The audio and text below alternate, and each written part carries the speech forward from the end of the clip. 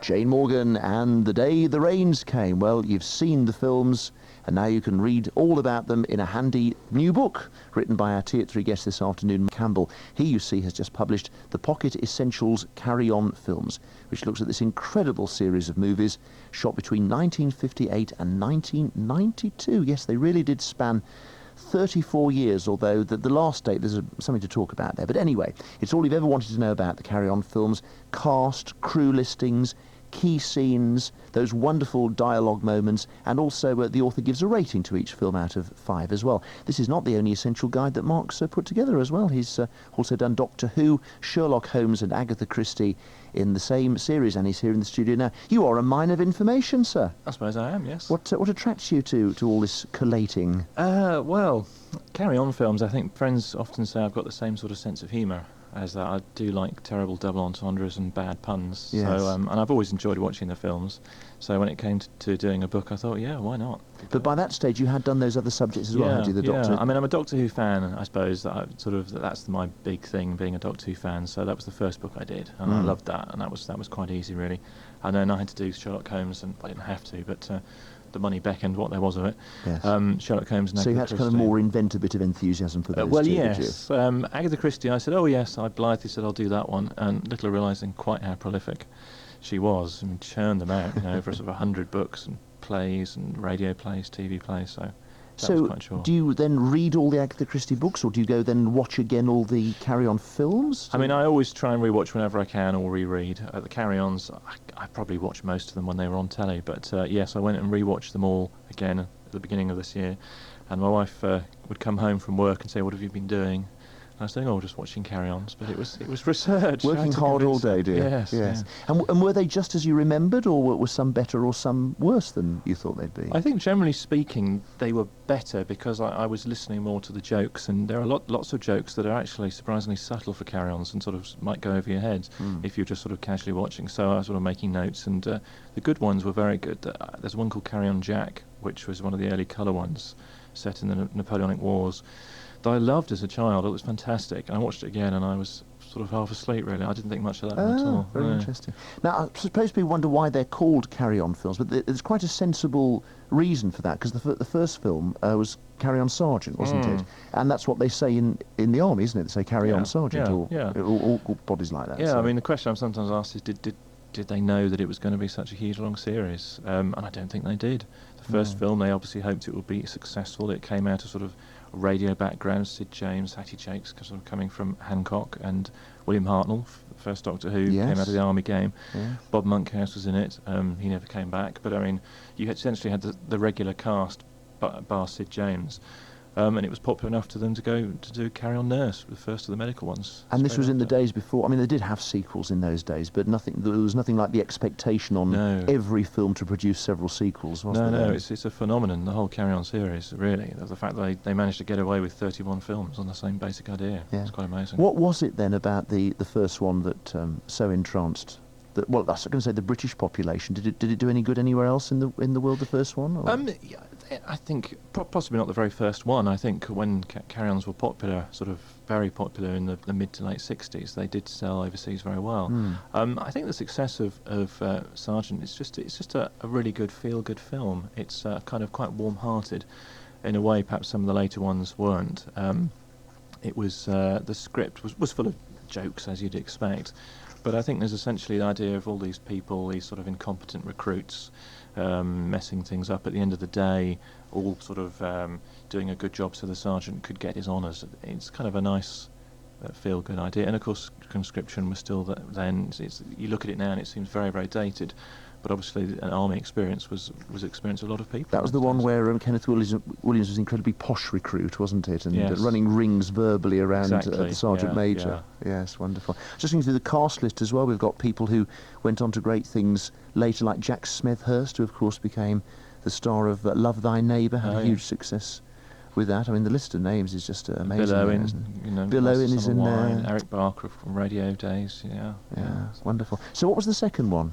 That was Nurse, Carry-On Nurse. Oh, right, so it was really getting into the way that we think of carry-ons by then, wasn't it? That's sort of quintessential one, I guess. Exactly. And then when it came to Carry-On Cabby, a guy called Talbot Rothwell took over as the script writer. Yes. And he's the one, I think, that largely responsible for all these terrible jokes. Like, infamy, they've all got it in for me. That is the most famous single probably the most quote famous of all, isn't it? It's a very good line. It's a very good line. Do you have any other real favourite lines? I mean, you quote hundreds here because every film you give us a selection. Well, almost anything from Cleo. I mean, there's a brilliant... Is Cleo the greatest of them all? I think probably, yes. What about Khyber? I think Khyber, they're all good. It's very difficult to... I'm a Khyber man, I think, myself. I think anything from that period that's historical it makes it funnier somehow. Yes. Carry On Screaming, Carry On Don't Lose Your Head, which is a favourite of mine, which is the French Revolution one. Yes. I think just having them all parading around in togas or in historical costume and not changing their behaviour at all is funny. And it's just like pantomime, of course, where if you've got an EastEnders star in pantomime and she's playing Aladdin, she'd better not be a convincing Chinese person. She'd better be exactly like she is in Albert Square. So. And lots of contemporary jokes. There's one good one in Khyber when they say, "Oh, that'll teach them to ban turbans on the buses," which was a current issue at the time. Yeah. So just like pantomime. When did the Malays set in then? When did they get their first duff one? Would you say? I think we're looking at the early 70s. I mean, they'd done this idea for such a long time. One of the last good films is probably Carry On Matron or Carry On Girls, but I think Carry On Dick, which was the last film to star Sid James, that was 74, and I think things were looking very shaky then. I think it was a very tired production. Carry On Abroad has got its fans, where they all go off on a holiday. Oh, the half-built hotel. And that's it. So, I mean, I kind of like my Carry Ons to have a bit of a story, and that one that's just full of jokes. The awful thing about that is that it's got Charles Hawtrey playing a hopeless alcoholic, and by that stage he was, and I find that very difficult to watch, actually. Yeah, because that was the reason he didn't do any more. He was sacked. He was just he wasn't able to turn up on time and everything. Yeah, and then, of course, after that, he basically frittered his life away in Deal and ended up sort of barred from all the pubs. Yeah, sad. And of course, as well as them perhaps getting a bit stale, the times had changed so much, and you could get risque stuff anywhere you liked, couldn't you, by then? I mean, the whole point of Carry-Ons is that there's a double entendre, double meanings to everything. So once people start having single meanings, then the joke doesn't really work. And they were up against things like the Confessions of film series of Robin Asquith, which is essentially just sort of smut, softcore. So they ended up doing Carry On Emmanuel, which was the last 1978, that one. Yes. Which has got a terrible reputation as being just sort of soft porn, but in fact it's not one of the worst. I was surprised when I watched it. It's got some quite charming moments, which is rather surprising considering the subject matter. But yeah, I mean, essentially that was it. That was the nail in the coffin. And then we get this long gap into the 1990s, and somebody has turned out to be not that bright an idea, actually, of doing Carry On Columbus in 1992 with this mix of old and new stars. Leslie Phillips and June Whitfield are in there, but so is Julian Clary, Rick Mail and Alexi Sale. And I see on paper that sounds quite exciting to me. I remember at the time thinking, oh, I like that idea, but didn't quite happen. You look at the talent on show, it's fantastic, isn't it? All these talented people, and yet most of them get barely a look in, get the odd line. It's done, the scripts by somebody called Dave Freeman, and he doesn't seem capable of really putting the jokes together in the way that they used to be done. Yes. I mean, we're talking 14 years on from the last one. Just the sort of the idea. I mean, when Karens were in a run, they were doing 1 or 2 a year. There's a tremendous sort of kind of everyone was on a roll. Yes. And of course, people like Sid James, Kenneth Williams, they'd long since died. So it didn't work. Who did the most of all of them? Do you know offhand?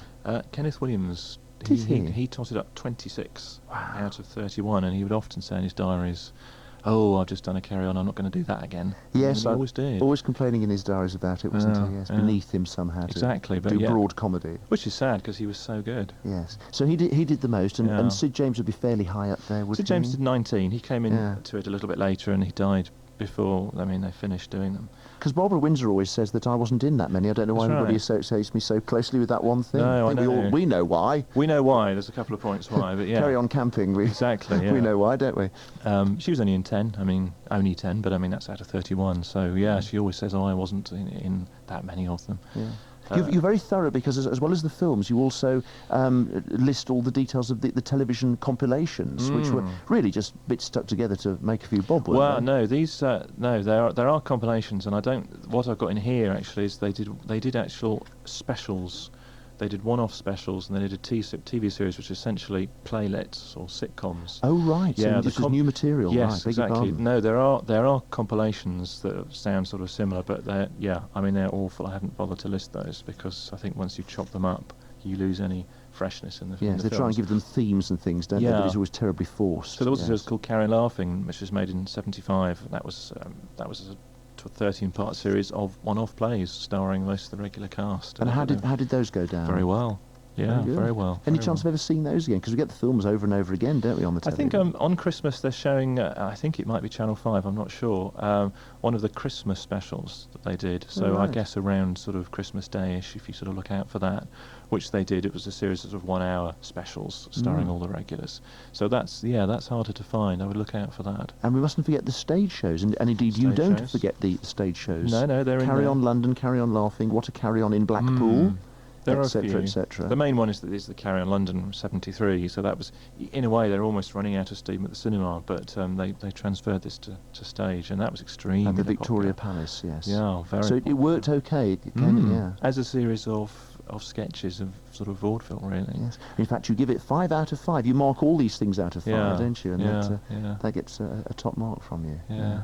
Are you working on any other lists then? Any list-type books? It would be nice to do a book on James Bond films, because the last James Bond one had more double entendres than any Carry On films put together, I think. So there is a sort of British natural progression. Yeah, really. That would be nice. But I mean, I will do whatever that somebody wants to pay me for, really, within reason. And I know, as you mentioned, you're a keen Doctor Who fan to the extent that you've developed a website. I have indeed. Can we therefore assume that now you've done this book, there'll be a Carry On website to come, or are there plenty of good ones already? There are plenty of good ones, really. Carry On Line is probably the official one. That's the one to go for. But there are plenty of good ones. So. You've also very kindly scoured all the television listings for us, and you have the definitive list there of Carry-Ons this Christmas. And they're not quite up there with Turkey and Carols, but they're not far behind in terms of British Christmases, are they? Yeah, I mean, as regards to the terrestrial channels, the one to watch out for. BBC are showing them, but they're showing them at the awful hour of 1 o'clock in the morning. But one to set your tape recorder for is Carry On Cleo, which is on Christmas Eve, which is at 12:50 at night. That's with the lovely Amanda Barry, of course, who went on to Coronation Street fame years later. She's very good, yeah. So that's on BBC One. Another one I think is one of the best of the later ones is Karen Henry, which is on ITV1 on Thursday, the 2nd of January, which is at the slightly easier time of 1 o'clock in the afternoon. Sid James as the unforgettable monarch, Henry VIII. That's a great film. Very good, okay. We should say that you're not just a list compiler. You have this very interesting life. You work for The Independent as well.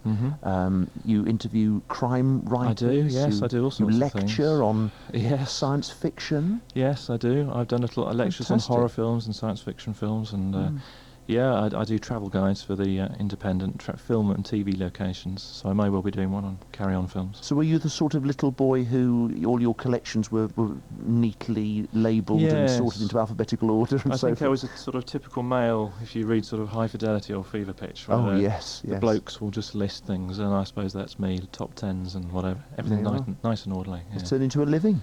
Exactly. You can't complain. Yeah. Before we part company, Mark, we have one other thing to do, and that is the biscuit tin. You'll like this, because it's a list of 5 questions. We pick these at random. Are these difficult?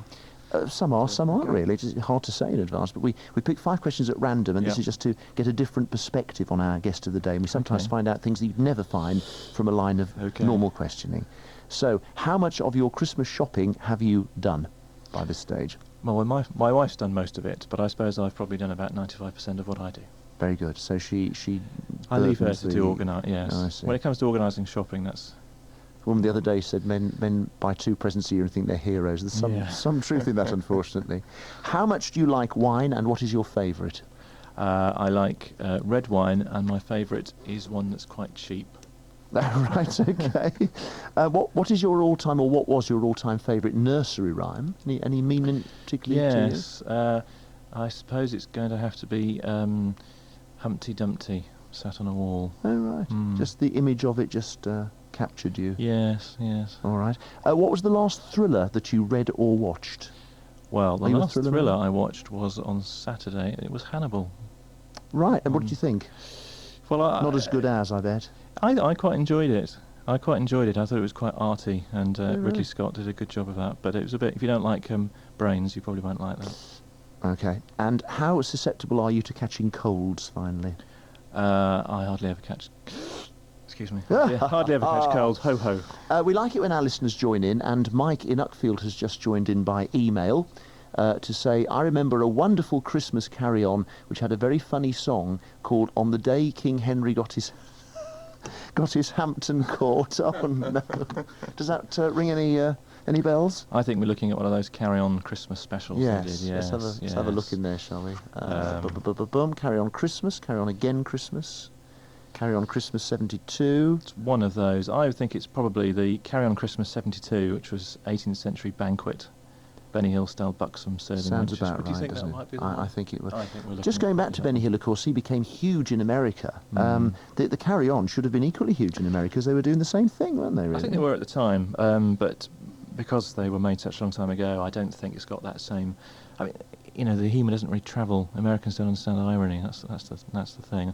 I was speaking to Yes. somebody from too verbal, as opposed to Benny Hill with running around yes, speeded up. That was more their thing, I think. Yes, what a shame. Anyway, we don't care because we love them. Although I can remember a few years ago when it was incredibly uncool to like Carry On. They were just cheap rubbish. I know, That's all they were. They went right out of fashion, and then Yes. they come right back into fashion. And next year they're releasing lots of nice new DVDs with extras and commentary. And Oh, whatnot, wonderful. So that's something to look forward to. Because I also remember being on the radio in London not long ago and talking to the organiser of an entire festival. I think they were showing every single Right. one in Oh a my goodness. in a cinema, and you could block book for the whole lot, and there were people who were buying Yeah. a Wow. ticket just to have the experience with other people laughing in the Yeah. cinema. Yeah. So they are stuff. truly a phenomenon. They are. And they're all captured in your book, which is Pocket Essentials Film Series, Carry On Films, and it'll cost you nothing.